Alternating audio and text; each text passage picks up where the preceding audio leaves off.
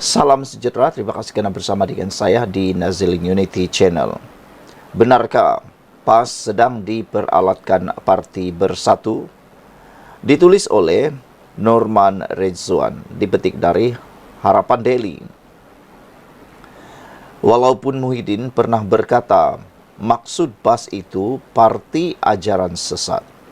Mahathir pula pernah mengkritik PAS punca berlaku peristiwa Memali.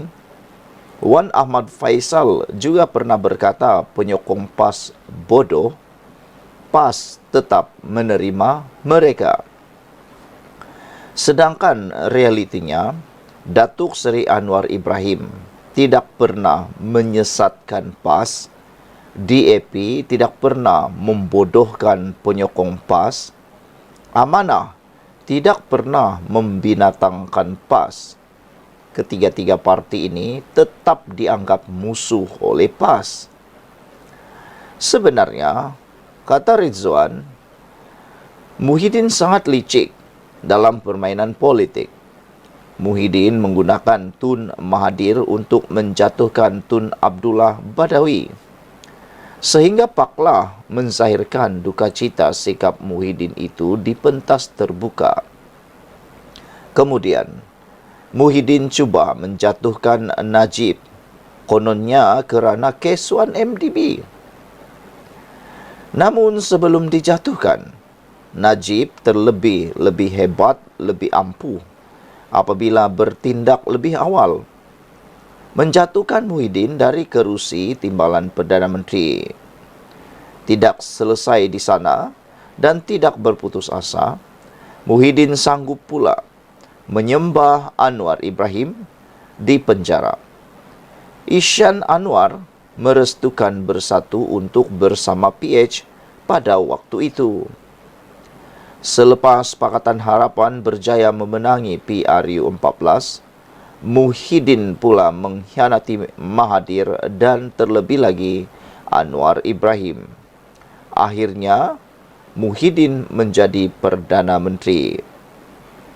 Sebenarnya, bersatu tidak mampu memenangi satu kerusi pun tanpa PAS. Jika tidak percaya, cuba PAS ambil sikap lepas tangan untuk PRK Nenggiri. Bersatu akan kena TKO. Ketika Muhyiddin menjadi Perdana Menteri, dia tidak lantik timbalan Perdana Menteri dari PAS. Malah, Muhyiddin tidak mempercayai ulama PAS untuk memegang portfolio Menteri Agama. Mungkin Muhyiddin masih yakin kenyataannya PAS bermakna parti ajaran sesat.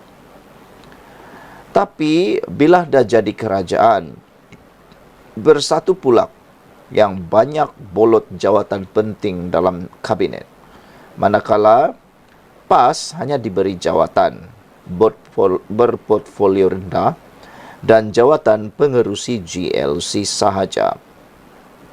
Bahkan, semasa Muhyiddin jadi Perdana Menteri pun, dia lantik Ismail Sabri Yaakob daripada UMNO sebagai timbalan Perdana Menteri. Sedangkan UMNO bukannya sebahagian daripada Perikatan Nasional. Mengapa tidak dilantik calon daripada PAS? Kalau calon daripada PAS itu yang terbaik. Dengan pelbagai skandal mahkamah pemimpin bersatu, daripada presiden hingga naib presiden mereka yang melibatkan anak dan menantu, dilihat PAS menjadi tukang cuci dosa-dosa tersebut. Saya tertarik dengan ulasan veteran UMNO, Mustafa Yaakob, menyifatkan bersatu tidak mampu bertanding atas kekuatan sendiri, tetapi terpaksa menumpang kekuatan sekutunya, iaitu PAS. Bersatu terpaksa menggunakan logo PAS untuk bertanding dalam PRK Dun Nenggiri yang akan diadakan pada 17 Ogos ini. Bersatu tak berani menggunakan logo sendiri atau logo Perikatan Nasional di Nenggiri, sebab mereka tahu pengundi PAS tidak akan mengundi calon bersatu. PAS dalam Perikatan Nasional hanyalah kuda tunggangan bersatu di mana mereka digunakan untuk menggerakkan jentera bagi pihak bersatu. Manakala, maklumlah, bersatu bukannya ada jentera atau kekuatan jentera pun, kata Muhammad Rizwan.